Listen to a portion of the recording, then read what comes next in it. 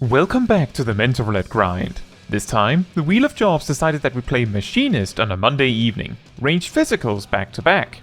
And this set was quite brutal to say the least, but let's get on with it. For duty 1, we went to Titan Extreme. On the first pull, we get clobbered by Upheaval while the team was distracted by dealing with jails. On the second pull, it looks like the monk didn't realize the danger of getting too close when targeted by jails. Essentially, if the two players targeted by jails are too close to each other, so the tether appears, they will both get a significant defense boost, making it near impossible to break them in time. This leads to our downfall. For the third try, it goes a lot better.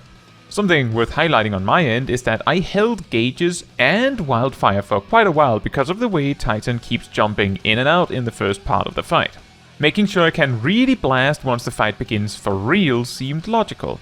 As we make our way to the final phase, we even have the lucky break of having the Titan hard phase jails appear as Titan is untargetable anyway. Now, Griffin grabs the adze and brings them to another corner before we start blasting them down, giving us as much space as possible. The bomb boulders explode and we're still all alive, although it appears a healer got hit by a tank buster, but still survived. Immediately after that, Kikimora goes down, and then comes the jails. Note that Titan tends to line up an upheaval immediately after the jails, so it may be considerate to plan when the jails are resolved so that the rescued player does not just scoot off the arena upon rescue. Speaking of which, Kikimora scoots off the arena immediately after getting back up from the dead, and Quelia goes down with them right after. The good news is that Titan is close enough that we can probably rush him down. A tank buster takes down Faye as we finish the fight with a limit break. Well done, everyone. For duty 2, we go to the second trial of Dawntrail. Skip to here if you don't want to see it. That said, we're going to Everkeep. In the first attempt, we end up wiping to both healers going down just before multi-stack marker, which then cleaves through the entire raid in moments. The saddest part is that we even had an LB3, so if only we had a healer alive, we might have been able to recover. On the run back, the other machinist and I sort of figure out an unspoken agreement of alternating Tactician and Dismantle so the big raid bites all get heavily reduced. And for the multi-stack markers, the paladins alternate using Passage of Arms to reduce those too. Something that may be worth mentioning as a level 100 duty is that as we have only one raid buff in the party, the benefits of putting together an optimal 2-minute burst for machinists are not that massive. On that note, I end up just focusing on making sure my cooldowns stay on cooldown and making sure I don't waste any gauge. It can get easy to get overwhelmed by the machinist rotation if you learn the optimal opener and rotation and try to force yourself to get it perfectly right every time. However, in casual content like this, there's a real possibility any raid buffs you might see at all will drift anyway, so the best you can really do is if you see a raid buff come out at a weird time, you can jump into hypercharge if you were just doing 1-2-3s anyway. Otherwise, you'll get most of the value out of your rotation by making sure all the cooldowns are used and gauges are being spent efficiently. Now, a tip for this fight in particular. Blade Warp can be very overwhelming, especially in the later part of the fight where he summons 4 blades at once. There are a lot of ways to keep track of the blades, but it is certainly not unreasonable to focus on them a bit more than your rotation to make sure you don't get run over. My main tip here is that as all the portals will cross each other in some way, the spots where the blades are may be more likely to be the safe spots. But as they come from 2 different directions, focus on resolving each side one at a time to find which row to stand in and then which column to stand in. Naturally, we made it through well enough here. For duty 3, we went to No Fountains That Begin in the Springs. Not that much to talk about here beyond the fact that Spread Shot is ludicrously powerful here. Head Graze to interrupt a silence or two is also quite handy. For duty 4, we went to A Little Bit of Marble by my side. Not much happened here either, although the speed at which the boss HP went down did start to get me worried that we actually needed to deal with the bubbles. The ninja also almost died, but we made it through, of course. For duty 5, we went to Garuda Extreme. On the first attempt, we almost managed to force our way through, with the only significant mistake being that Sapana was the one that got pulled away. Unfortunately, Garuda will always switch places with Sapana, which is why the strategy is to have Shirada pulled away, so Garuda doesn't really accomplish anything by swapping with Sapana. On the run back, as we get the ads just right, we manage to do the fight, even despite one of our healers, Failure 1, that's an ironic name, disconnecting. An interesting detail with this fight is that if everyone is bringing it on the damage, you can easily get rid of the spine plume that gives the wind barrier, as you won't need it. Even if you reach the point where it was needed, a tank limit break can, to my knowledge, replace it, so just cleave all those ads down and kill Garuda. For duty 6, we went to Nidhogg Extreme, and turns out both our Viper and one of our Machinists are a bit sour about extremes. This makes me a bit confused, considering the Machinist complaining was in the previous extreme too, and also the Dawntrail trial. I guess someone else bringing it up stoked the flames.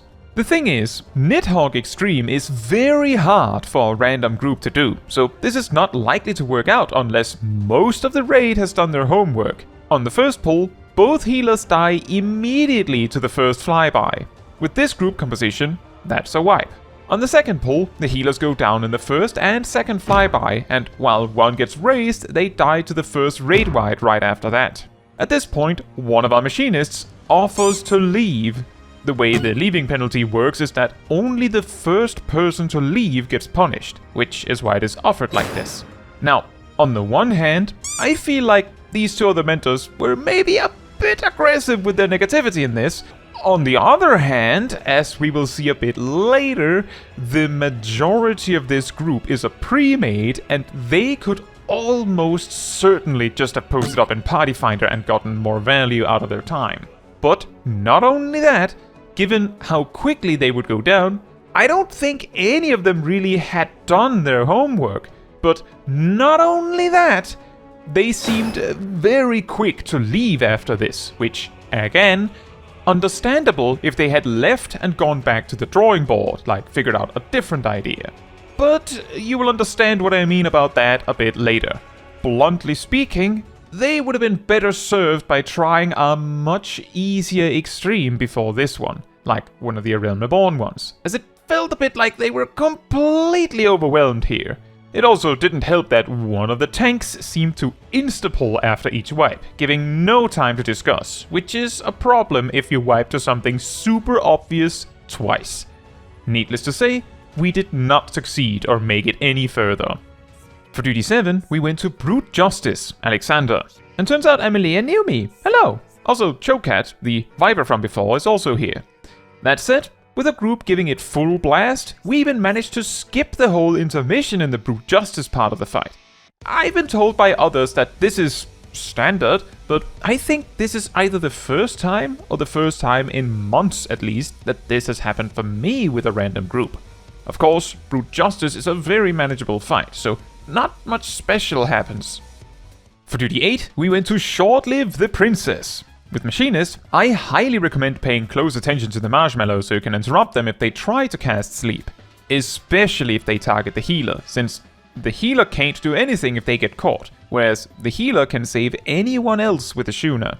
I also recommend stockpiling your heat gauge for the Queen itself, as Heat Blast is very strong in this level range, and this can definitely shorten the final part of the duty. For duty 9, we went to Hostile Discos. Because of how short the duty is, there's legitimately reason to hold Reassemble and Hotshot for the Gobu, as you probably only get one of each. Not that it matters that much in the end. For duty 10, and this is where you will understand what I said earlier, we land in Nidhogg Extreme again. Miyamoto, Malthael, Life is Surreal, and Oban are all from the previous Nidhogg Extreme group, suggesting they are probably a pre-made of 4. Now, I have a few words on this style of running content, but first let's talk about some of these attempts. On the first attempt, we actually make it to Nidhogg's Fang and Claw, the phase with the spikes. However, it is quickly made apparent that the team does not know what to do with that. So I explain it and we go again. On the second attempt, the red spike, which only takes damage by extension of the chained players taking damage, isn't killed fast enough. On the third attempt, we make it all the way to the final phase and promptly get decimated by the cross AoEing fireball mechanic. I explain how to deal with it by baiting the black circles first, and we try again. So, while this last attempt goes on, I said I had a few words on this kind of running content. A 4-man pre-made is already pretty solid of a start, but if you're determined enough to repeatedly queue into the duty, it would serve you much better to simply post up in Party Finder. The fact at least one in that party didn't have a sprout icon suggested at least one of the 4 was not on the free trial and could host the party for them. Furthermore, if you know you are staying and all of your team is, then there's a possibility that simply waiting for replacements that are not leaving may be better than leaving and starting over. If you are a 4-man pre-made, at least have the decency to be the last players leaving the group if people start bouncing. Especially if you're just going to queue again. Again, if you're determined enough to queue again, just make a Party Finder group for it. Finally, and this is a more general tip for tackling hard content, a very common problem when I end up in extremes through Mentor Roulette is that both tanks are buddies or both healers are buddies. They are making the same mistakes and are equally clueless about the fight. What I mean by that is that the fact they are covering both slots in a specific role removes the possibility of someone being in the position to cover their mistakes or to help show them what to do. I understand there is some value in the camaraderie of healing together or tanking together.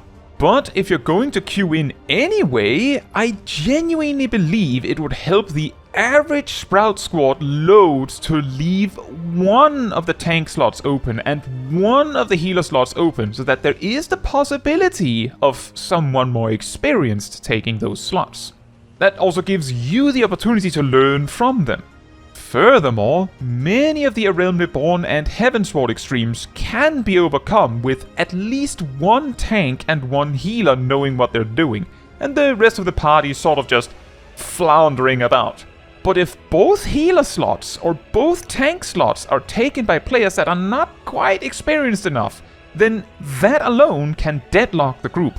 So to summarize my advice here, if you're like half a pre-made anyway, you could probably get by in Party Finder easily, and it would be a much more stable experience. Actually read up on a fight before queuing in for it when it is extreme or harder. If you want to do it blind, please do so with Party Finder. And state, of course, that that is what you intend to do so you don't get people spoiling your fun. If you are queuing in with Duty Finder, consider staying a little longer if your game plan is to leave and re-queue anyway. You might actually pick up replacements that want to stay. And finally, if you can, please consider not taking up all the slots in a given role unless you are confident you know what to do well enough that a random isn't likely to be stronger in that slot. Now, with that said, on this final poll, we wipe to the combo of cross AoE fireballs into Akmorn once again, and that leads to players leaving, and then, before I can say anything to the pre-made light party, they all leave too. For Duty 11, we went to Matoya's Relict. This duty is quite interesting to me at least, because I recall when it released, it felt too easy, as in significantly easier than the dungeons preceding it. That said, on the first boss, it seemed the healer had some issues with the mud balls, so I gave them a hint on what to do and they figured it out. Did you know that this boss has a stack marker? It just happens so late in the fight that the vast majority of groups beat the boss before it even gets close to it. On the second boss, the tank noticed the dancer wasn't using close position, which then got resolved. Throughout the duty, I also realized I may have greatly underestimated how big of a difference the potency upgrade for Flamethrower has made from 80 to 100. Although, in fairness, at level 80, there is no scattergun and auto crossbow isn't at its full potential, so relatively speaking, Flamethrower is actually really strong here. It is a bit curious it doesn't get potency boosts from the potency boosting traits with that in mind. Let's just say that Flamethrower's potency was kind of alright at 80 in this little range, and the problem was mainly the range of it, which was also resolved. And finally for Duty 12, we went to E8N, Eaton's Shiva. And throughout the duty we had a bit of banter, which is always a good sign. "She's easy in Ultimate" is really funny to me. Remember, Heavenly Strike is a knockback. Light Rampant later in the fight also gave us mild trouble as one of the pillars apparently wasn't soaked right. This then leads to the triple absolute zero she finishes with before the final intermission, actually overwhelming us a bit, resulting in some deaths. By the way, take note that after the cutscene at the end, a limit break 3 is granted, so if you have a limit break of any sort before that, you can use it, if it seems helpful. A very awkward set with the Nidhogg situation, but we still managed to get 10 successful duties at least. The Wheel of Jobs is also down to just 4 jobs. Both Scouters, Summoner, and Sage. I also just want to reiterate, one of the bigger problems with the group repeatedly producing groups for an extreme they're not at all equipped to handle is that it can clog up Mentor Roulette, preventing other duties which might succeed from beginning or succeeding. Additionally, these kinds of groups can also incentivize players queuing Mentor Roulette to take a break to wait out this unbeatable duty combo, which has a similar effect. Of course, that's just the way it is sometimes, but I really do recommend making sure you have done your homework just a bit before queuing for an extreme. I also recommend using Party Finder for synced extremes if you can, as it tends to be more effective, especially when we reach Heavensward or beyond. And just to clarify, the advice I'm giving here is not meant as some sort of scolding for choosing to use the queuing system the game offers, but rather it is meant as advice to increase your chances of succeeding when you do queue. Now, that is all for this video. Thank you so much for watching. If you would like to support me and my channel more directly, you can become a member like these wonderful people here. You can also alternatively support me through Ko-Fi, link in the description. You can also support the channel by letting the YouTube algorithm know by liking the video, leaving a comment, subscribing, sharing, and hitting the bell to get notified when next I post a video. Fun fact, at level 60, Machinist's Step 2 combo is 280 potency, while their Step 3, yet to be upgraded, is only 270 potency. It doesn't matter that much, since Drill is available as a much superior reassemble spender, but it is kind of funny that Machinist is like this at a significant level like 60. This can be mildly more significant in Palace of the Dead, where the level cap is 60.